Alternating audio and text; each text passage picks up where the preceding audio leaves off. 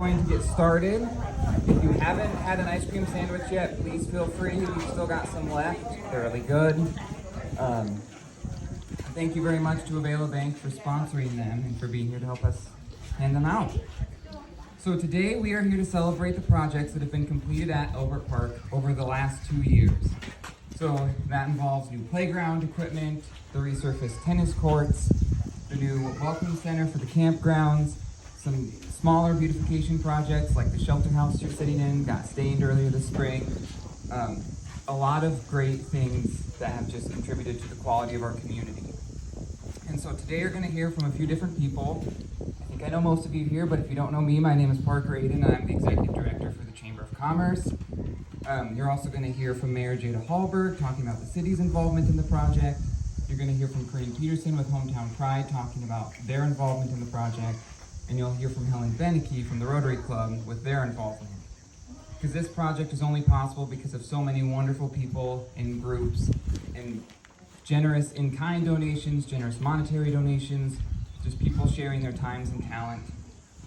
And it really could not be possible without a whole group of people working towards this together. So this project all started because of Bonnie Wood, who is lost on me somewhere over there. Mid-bite of ice cream sandwich. So she saw an opportunity to improve the park because she was selling face masks and wanted to put the profits back into the community. And so she knew she couldn't do it alone, but she still knew she could do a lot. And so from there, the chamber became involved because we saw it as a need in the community and had members that were interested in the project, one of those being Bonnie. And we knew that it would go towards the mission statement of improving the quality of life in our community. So from there, the chamber served as a publicizer and promoter of the project. And, like I said earlier, it's just been an honor to work alongside so many great individuals to help coordinate so many different projects, big and small, as part of this overall project. And I've been continuously blown away by the support. Just to share some facts that are kind of mind-blowing to me. So far, we've raised over $150,000 for this project between all the different things you see today. And then there's also been over 2,000 hours of volunteer time donated from amazing, wonderful people as well. So it's been a group community effort. Like I said, it wouldn't be possible without in-kind donations and just donations from people like Availa Bank sponsoring ice cream sandwiches, like the kind folks that helped assemble the equipment. I see Matt here. I don't see Cody and Brad. I know they're busy. They're coming, I think. Okay. But they've spent so much time assembling the equipment, and it was a true blessing to have just absolutely everyone on this project. And if you haven't, Karina's going to talk about this a little bit more, but on this side of the shelter house, there's a donor wall signifying some of the donors that have helped with the project. And it's very beautiful. Karina and Ron put a lot of time into it. She'll talk about it later, but it's amazing. So without further ado, I'm going to turn things over. I'll stop rambling. And Mayor Jada Hallberg will talk a little bit about the city's involvement. We're proud to be a part of this project, and we thank everybody who's allowed us to do that. The resurfacing of the tennis courts, we were part of that, the master plan, the removal of the old playground equipment. All of that has been something the city has been able to help with, and we're glad to step in and do that. But I really want to tip my hat to all of the volunteers that step forward, because I think it's indicative of the great community we have, the good community effort that people put forth, and they're ready to chip in. I was down here one day watching Matt, Brad, and Cody install the equipment. It had to be like a 95+ degree day, and I'm just in the middle of the day they're doing this. I'm just in awe. So whether you helped do something like that, you bought a mask, you gave your efforts, whatever you did, the volunteer efforts of Pocahontas are alive and well, and very proud of our community. So thank you for letting the city be a part of this. So looking back over the years, one of my earliest memories of Elbert Park was a swinging bridge across Lizard Creek. Anybody else remember that? But many more memories were to come, of course, family reunions, our son's baseball games, and now taking our grandkids to the park. I joined Hometown Pride several years ago when they were just finishing up the Princess Park project and looking for a new one. And so when we were asked if we'd be interested in the Elbert Park, we said, sure, we'll join in on the fun. So we've attended meetings, lots of meetings, planned fundraisers, written grants, donated our times and efforts. One of the grants we received, our most recent grant, was a county foundation grant, which funded a new campground message center and lockbox, as well as the fire ring and the seating on the west side of the West Shelter House. The seating will be arriving soon, we hope.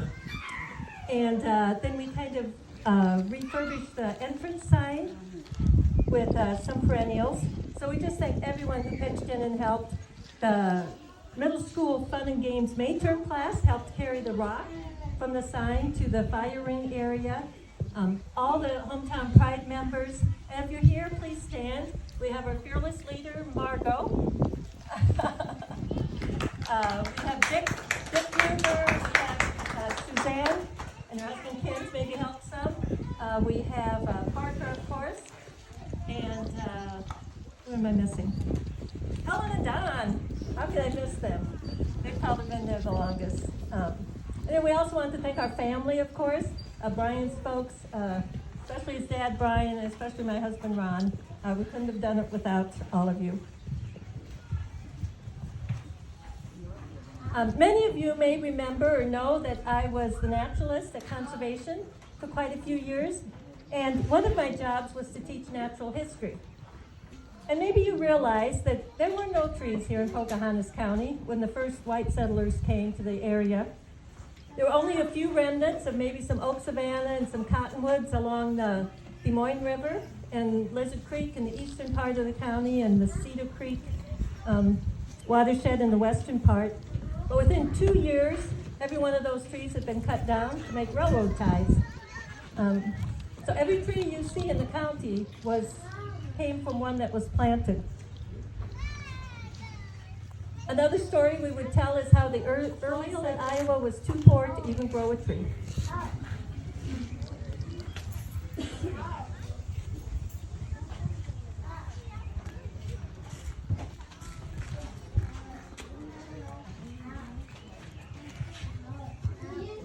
So I was lucky enough to grow up on one of those farm places that had been planted with trees back in the 1870s. So we had large cottonwoods and different trees, and that was our favorite place to play growing up. We had playhouses in the grove, we climbed trees.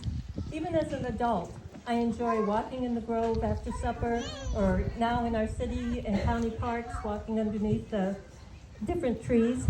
And so when Ron and I were asked if we could maybe design a donor wall or work on that,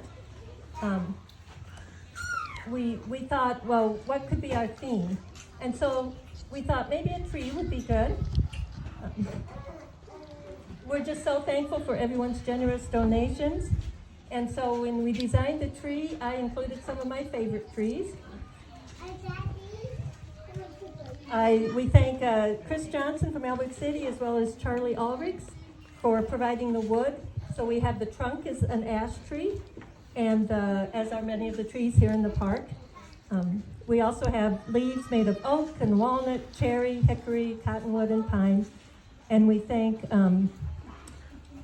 Nelson Shimon for engraving the leaves for us, and Charlie Ulrichs for some of the wood for the leaves as well. So it was a fun winter project that we got it hung up last night finally. So looking ahead, it's just been so much fun as we've been working in the park these last few months to hear and see the children playing on the playground. As a new generation enjoys playing here at Elbert Park. And I'm representing the Rotary Club. And many of you have had experiences with the Rotary Club because we've had a variety of projects. And we're most proud of the high school Interact volunteer group. And we partner with them in certain things in the community. During the pandemic, we had an opportunity to look at how could we partner with other people. And the first grant that we had been awarded paved the way for the swing set, and that was the Pocahontas County Foundation grant. So when you look at the swing set, that was made available by our county foundation grant. The second project that we worked on, and this was to continue something that Mayor Dick Gruber had started behind us on the north side of the park, are 3 child-size play equipment. So the first one he made was a train, a 4-car train, complete with the engine and the caboose. He worked with the high school construction class, and so that was available. The second thing he worked on was a replica of the Busky pickup. So as you drive by, those old-timers can remember what that Busky pickup looked like. And the third thing that Dick wanted to make was a tractor and a hay rack. And so our Rotary Club applied for a grant to pay for the materials, and Dick, of course, took the lead for that. The third grant was issued to us a year ago, and only because of Sue Weisskopf could we do that, because the Rotary Foundation requires a 1-to-1 match. And because we're such a small Rotary Club, we don't have the funds. But Sue Weisskopf stepped up. $5,000 was the match that she provided for us. Isn't that wonderful? That was in memory of my mother, my parents. Yes, in memory of her parents. And that grant targeted the tennis courts. And one of the things that Sue was interested in, and many of you in the community, was pickleball lines. So we included the pickleball lines, the nets, and do you call them rackets? Parker? They don't use them for pickleball. It was the next Paddles. Okay. Anyway, the lines just were completed this week, so we're very happy, and we especially appreciate Sue stepping up. Our Rotary Club is happy to serve the community, and we take pride in the projects that we have partnered with other people in the community. Thank you. So that basically concludes today's presentation, but that doesn't conclude, we're not stopping here with the park project. There's still a lot of smaller and larger projects that we hope to accomplish. Mayor Hallberg referenced the master plan earlier, and there's still a lot that we would love to see done in this park from that. So, with that being said, Bonnie Wood made a beautiful quilt. You can go over there, look at it. We're raffling it off as a fundraiser for the park. That's our current fundraiser. It's a bunch of Pocahontas t-shirts made into a quilt, so it's a t-shirt quilt. It's beautiful. Tickets you can get one for $5, or you can get 5 tickets for $20. And so this has been a great group. I think the group is going to continue to do amazing things, but we can't do it without all of your support. So thank you again so very much for everyone who has helped, and we look forward to what the future brings.